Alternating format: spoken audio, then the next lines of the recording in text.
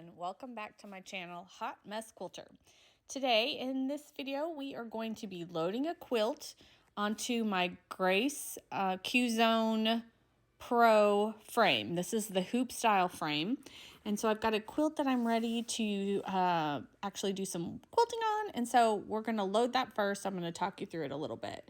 So the quilt was already sandwiched and basted, and here I am just trying to get it lined up perfectly good on the machine. Sorry, I sound a little stuffy. My allergies have been terrible. I think everybody's has been. So I'm just making some adjustments. What I typically do is leave the quilt in the lengthwise. So I quilt along the length of the quilt, not the width, but you could do it either way. And because this particular quilt has blocks, I'm using the top edge of those blocks to make sure that my quilt is even and on the frame evenly, so that when I'm quilting along, I won't have, any wonky areas. You could see me talking to in the video. I just forgot to put my mic on, so I thought I will just go back here and voice over this part and ignore the mess in my basement. Okay, so here we are. I think we're getting it a little bit where I want it to be. It drapes over the front bar of the frame, and then we put the clamps on the back, the clamps on the side, and then these two long clamps actually go on the front bar and can ratchet. So if you feel like your quilt top maybe isn't quite snug enough, you don't like the tension of the quilt top, you can actually check it by putting your finger up underneath the quilt. If you can grab the top knuckle of your finger, then you've got good tension. But if you think it's too loose or too tight, you can just ratchet those top bars. You want to make sure when you baste and sandwich your quilt that you leave enough background. Otherwise, you will have to use like leaders and headers to make sure that you can get it on your frame. Now, there are these bungee type cords that I'm attaching to the 3 frame clamps on the back. And then I should have everything pretty well ready to rock and roll. Now I've got my mic on, that might be better. Okay, my settings are as follows. The pressure over here on the side is at a 2. My tension currently is about 8.5. I'm using glide thread in sand. My stitch width is at a 1 because that's what's got my needle centered on my particular foot. So you'll adjust it to your needle. And then I have my stitch length at 0.5. So 0, whatever. I don't think it's all that serious. Okay, and then I kind of need to know where the end of my pattern is going to be.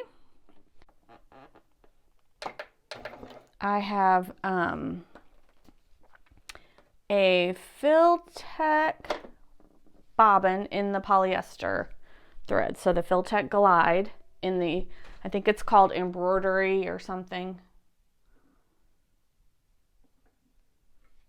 And that's what I'm using in the bobbin. I'm definitely a pre-filled bobbin kind of girl. All right, so I may have messed that up trying to get my thread pulled up. Let's see. There, it's stuck on my needle. There we go.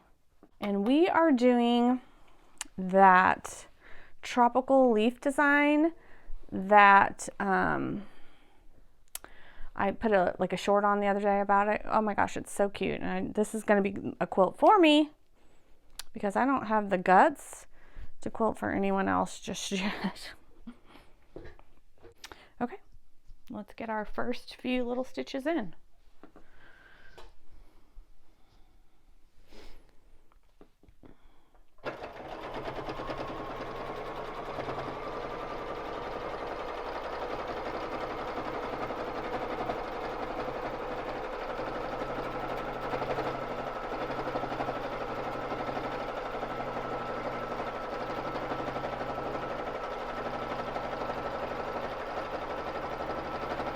I'm not going to be too hard on myself these first few leaves because I know it's going to take me a little bit to get into a rhythm.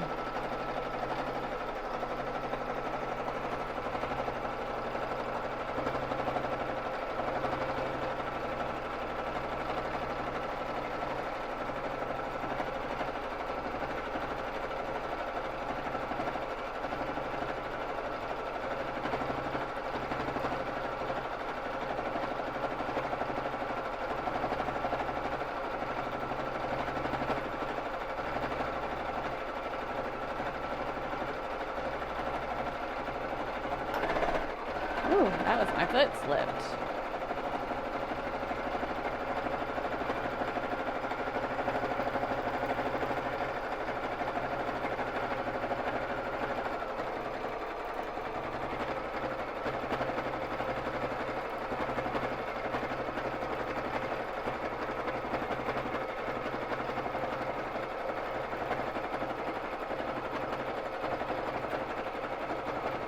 Okay, well that leaf looks terrible.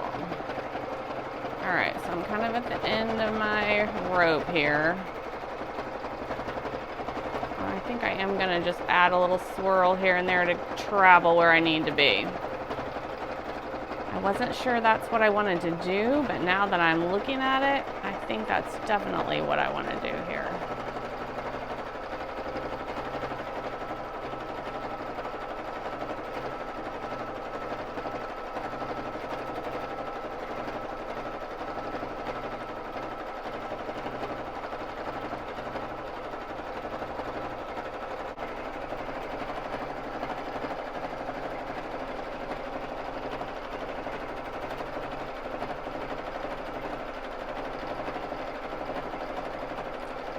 I'm going to curve some of the leaves.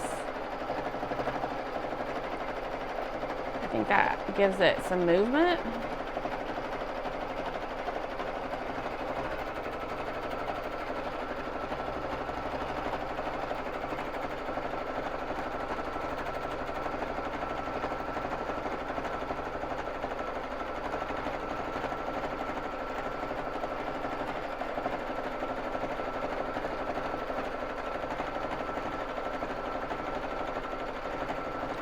I'm using a 110/18 needle. I guess I should have mentioned that earlier. I have a titanium one, I think, in today, but I also use the organ, and I think they're titanium at that size too. I can't really recall.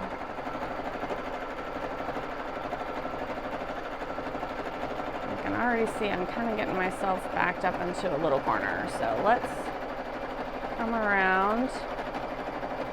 See if we can add a little extra dimension. Okay, and I'm going to go off the quilt here.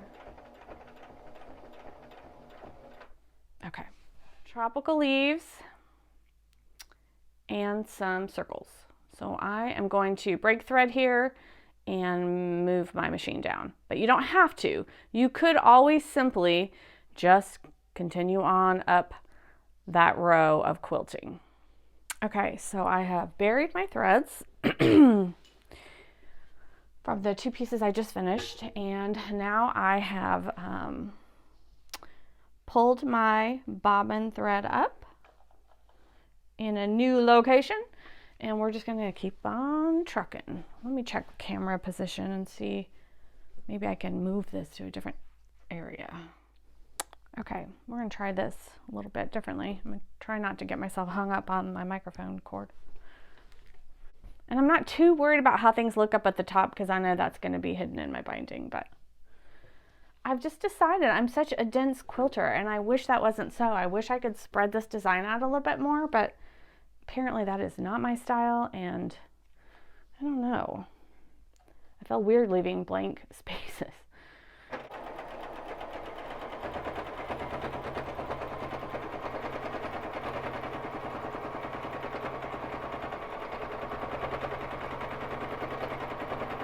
I draw the center of the leaf first, come down and kind of meet where I started. Slight arcing motion, and then I do a U shape. And I can do 2 or 3 of those, depending on the size of my leaf. And I will get a little faster as I go.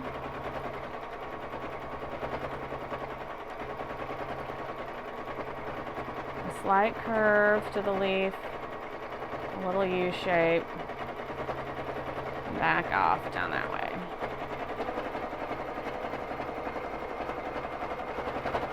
Let's see how far down I can get this particular knee. All right.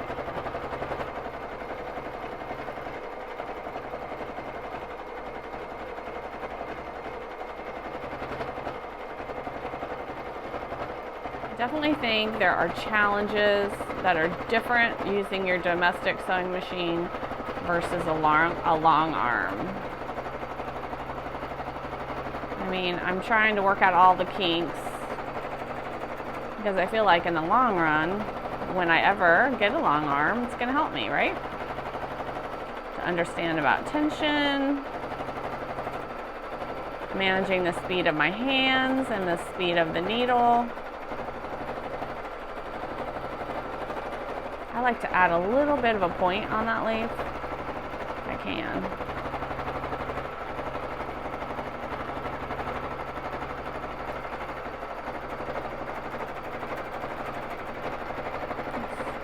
Circle here.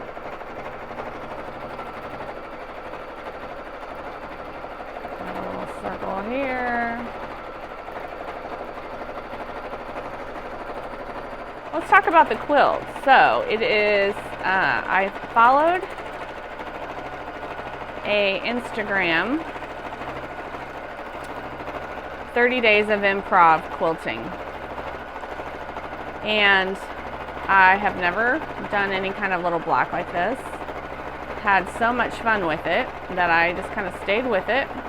And then I took all of these little blocks and made a nice size throw. I think it finished out, gosh, I want to say 49, ooh, I can't remember. But by the time I added a nice big border on it, it's like 58 by 63 or something, kind of a weird size. But I just took all my little crazy blocks and stitched them together.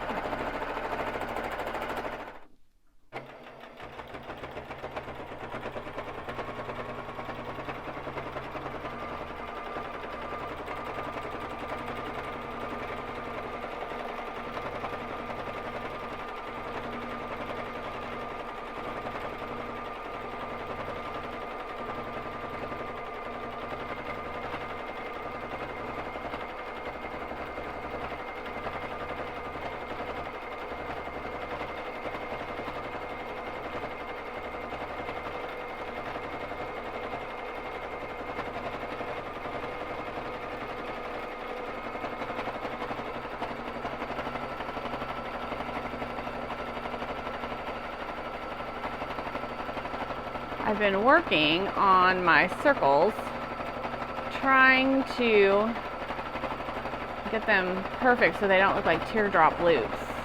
That's an art. I've been watching a few videos on how to do that. Most of mine just look like, you know, crummy balloons.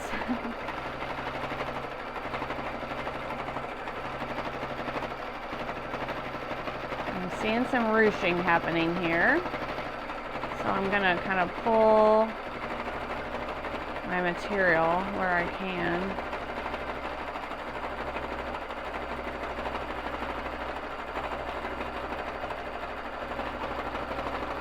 So here I am quilting.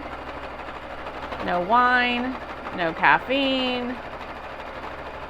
I'm like avant-garde here. These loops are not that great, but that's okay.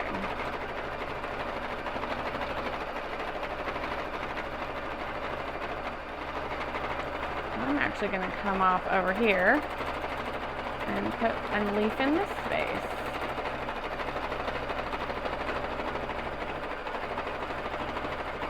I posted one of these on Instagram and I got some excellent feedback from long arm quilters about trying to keep your shape consistent. I don't have a stitch regulator, obviously. Things would be looking a lot better if I did. And I also have discovered when I do really scrappy quilts like this, I have to stop and clean my bobbin case a lot more consistently. So I don't know if anyone else has had that concern. I'm going to give myself a lot of grace. Not that serious to me.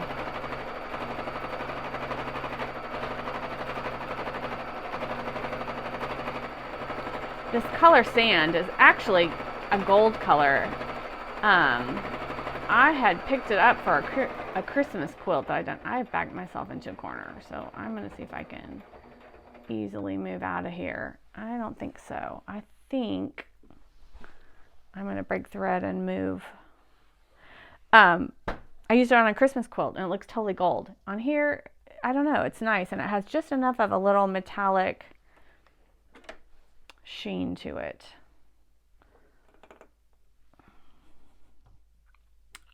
Okay, so I made another little pass. I did break thread and finish up a little design, and then I'm going to show you close up a couple things, but let me tie off a couple threads here and then we'll take a close up look. You take the needle and you insert it where that knot is.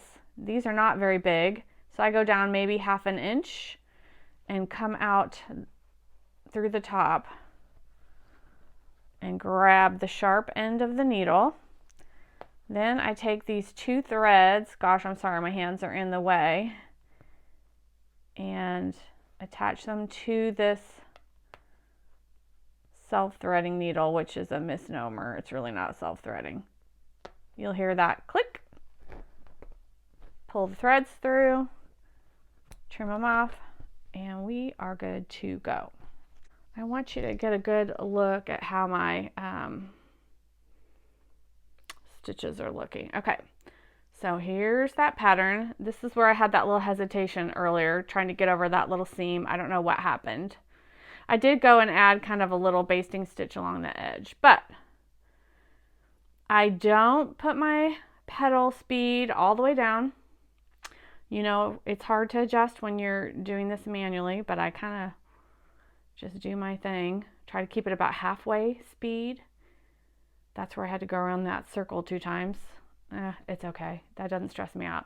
But see the curved arc? A U-shape, curve, U-shape, curve, U-shape. And I try to do like a little design point. These really should be consistent on both sides. That's just hard to do for me. There's has 2 U's on either side. But you can really see my stitch length is pretty consistent. You could see really how slow I was going and how great this thread is performing. So if you have any questions, pop them below and we'll see y'all next time. Bye. Okay, don't have my mic on, but I wanted to add a video of the back. So now that I'm flipping it over so you can see what the quilting looks like on the back. Kind of hard to see. Wait till we get to the yellow. You'll see this really good. Okay. Stitches look good. I mean, I think that's one of those stupid hesitations, but gosh, I am very, very happy.